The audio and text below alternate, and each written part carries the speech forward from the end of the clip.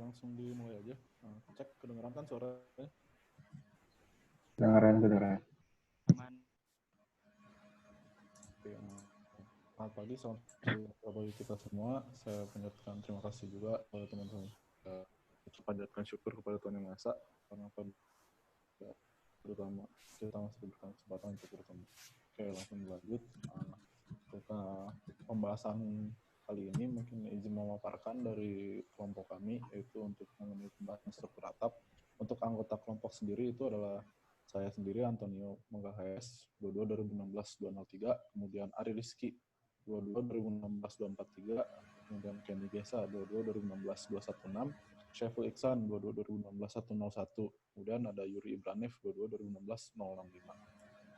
Oke, lanjut ke selanjutnya.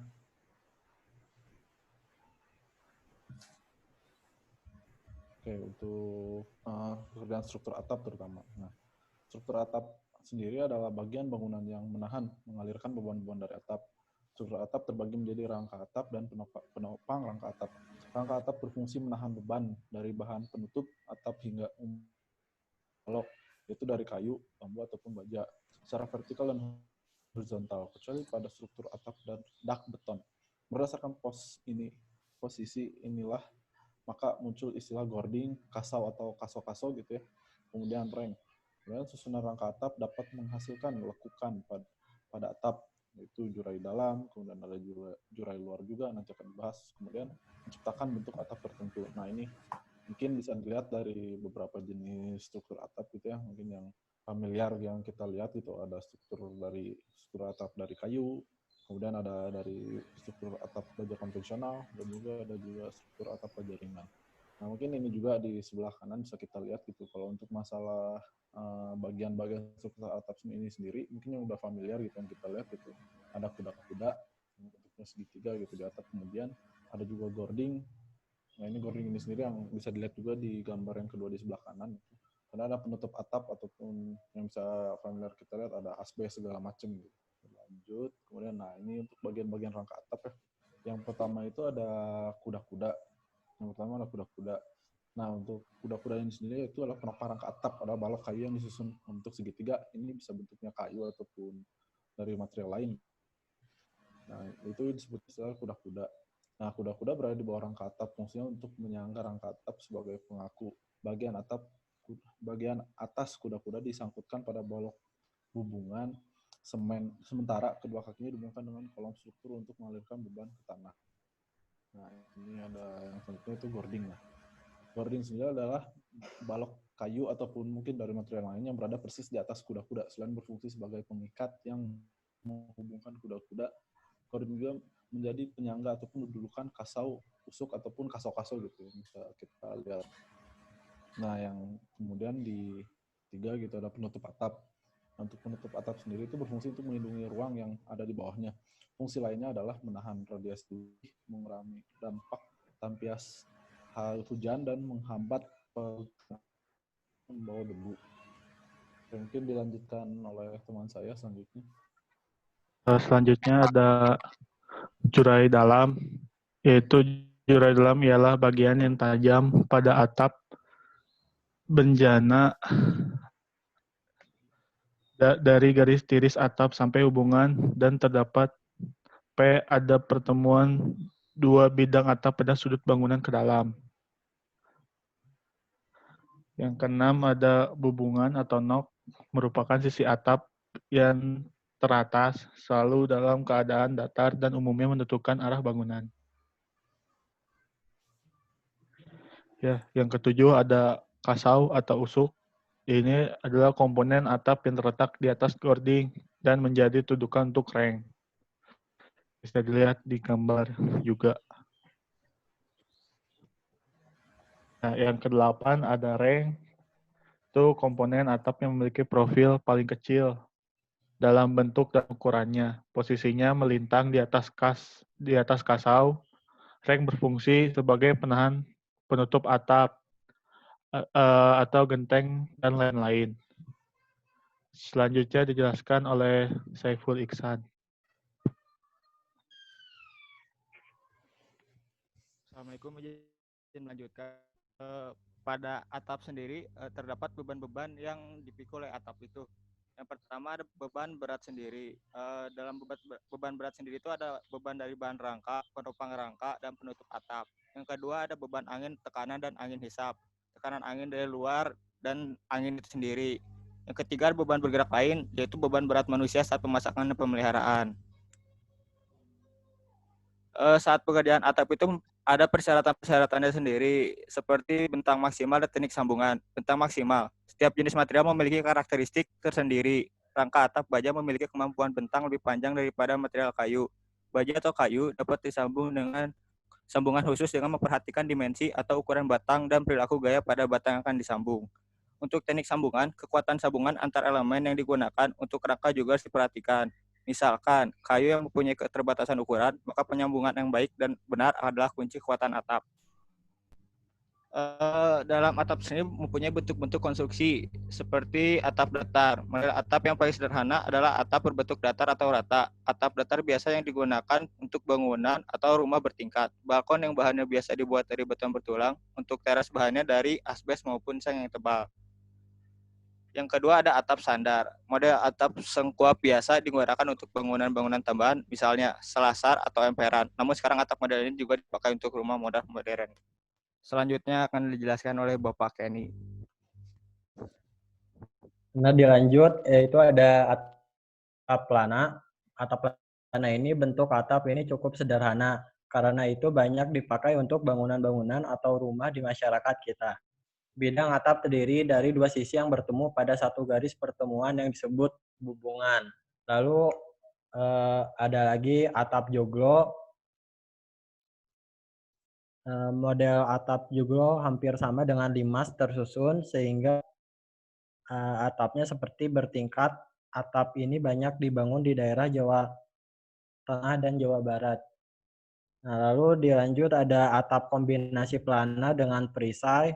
Untuk bentuk atap ini adalah kombinasi atau gabungan dari atap jenis plana dan perisai. Ada yang juga menyebut jenis atap ini sebagai atap tenda patah atau atap joglo. Lalu untuk jenis material, untuk struktur atap itu ada yang struktur atap rumah kayu, struktur atap bambu, struktur atap baja ringan, struktur atap baja. Lalu untuk jenis material penutup atap yaitu ada atap genteng tanah liat, keramik, seng, polikarbonat, PVC, dan lain-lain. Lalu dilanjut oleh saudara Yuri. Oke, lanjut. Untuk selanjutnya, kita masuk ke kuda-kuda berdasarkan bentang, karena yang kita tahu kuda ini merupakan salah satu struktur yang dia berdiri di antara balok-balok yang ada di bangunan atau di rumah. Yang pertama, kuda-kuda dengan bentang 4 meter.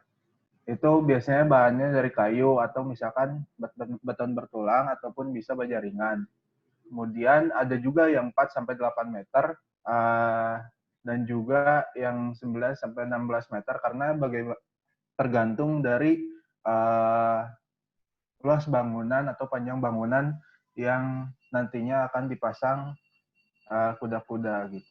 Next. Lalu yang keempat, kuda-kuda dengan bentang 20 meter. Biasanya dari bahan baja double angle dan kuda-kuda atas sebagai loteng bahan dari kayu. Biasanya bentang 20 meter. Kuda-kuda yang dipakai di seperti di tangan atau di pabrik yang mana luas bangunannya sangat-sangat besar. Kemudian kita juga bisa lihat di sini ada gambar kuda-kuda baja profil siku di nomor 5 dan juga kuda-kuda gabal profil WF nomor 6. Next. Nah, lanjut di sini kita masuk ke contoh perhitungan pekerjaan atap baja ringan itu. Kenapa kita pakai perhitungan atap baja ringan? Karena saat ini ya baik itu rumah ataupun gedung biasanya atap yang dipakai itu merupakan atap ringan. Untuk menghitung luas keseluruhan atap jaringan, yang pertama itu kita mencari tahu dulu volumenya dengan apa? Rumusnya bangunan plus overstack genteng dikali lebar bangunan plus overstack dibagi derajat kemiringan atap genteng. Ini dalam bentuk kosinus derajat. Nah, kita lanjut masuk ke contoh perhitungannya. Sebuah rumah dengan ukuran 10 kali 20, masing-masing atapnya memiliki overstack dengan panjang 1,5 meter. Kemiringan atapnya sekitar 35 derajat. Nah, berdasarkan data itu, berapakah luas rangka atap jaringan yang nantinya akan diestimasikan berapa biayanya. Panjang bangunannya plus overstack tadi 10, di sini bisa dilihat sendiri panjang bangunan, kemudian lebarnya, lalu derajat kemiringannya kosinus 35 derajat itu, dan lanjut masuk ke perhitungan volume kurang lebih sekitar 366 meter persegi.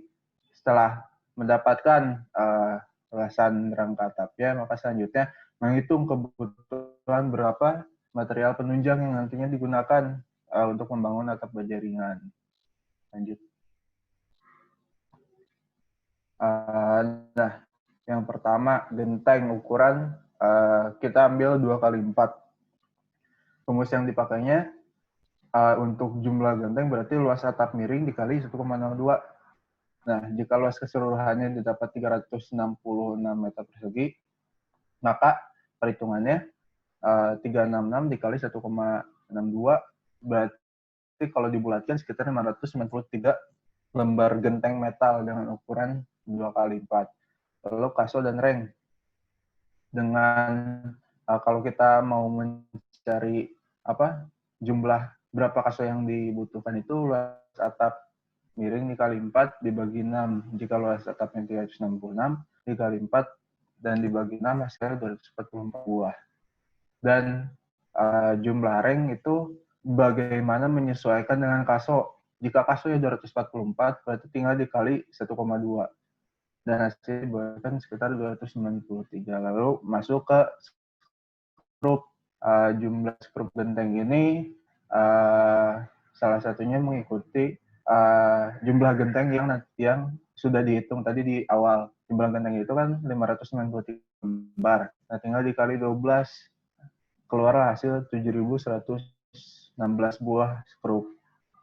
Nah, lalu rumus yang dipakai untuk jumlah skrup baja ringan yakni luas atap miring dikali 20. Jika luas keseluruhannya 366 dikali 20, bisa langsung ketemu berapa jumlah skrup baja ringannya. Tinggal ditambahkan yang awal sama jumlah skrup genteng sama yang skrup baja ringannya, berarti membutuhkan sekitar 14.436 buah. Lanjut.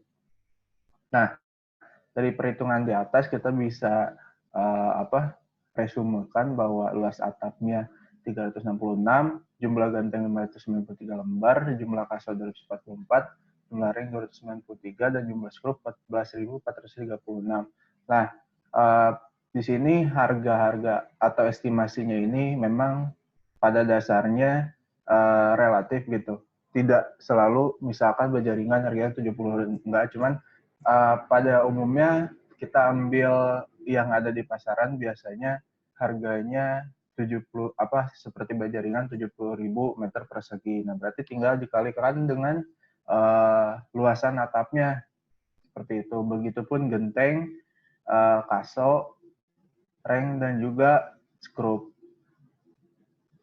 Nah, untuk total keseluruhannya berarti kita bisa mengetahui dari hasil perhitungan estimasi biaya konstruksi. Karena yang paling penting itu adalah perhitungan data-datanya seperti luas atap, jumlah genteng, jumlah kaso, jumlah reng, dan juga jumlah skrup itu. Kalau perihal harga berarti kan kita tinggal mengestimasikan, tinggal mengkalikan gitu.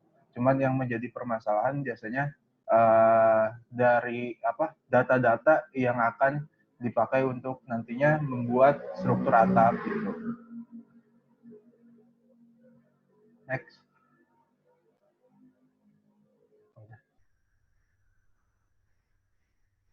Beres, Pak. Oke. Mungkin Ada yang mau ditanyakan dari teman-teman mungkin?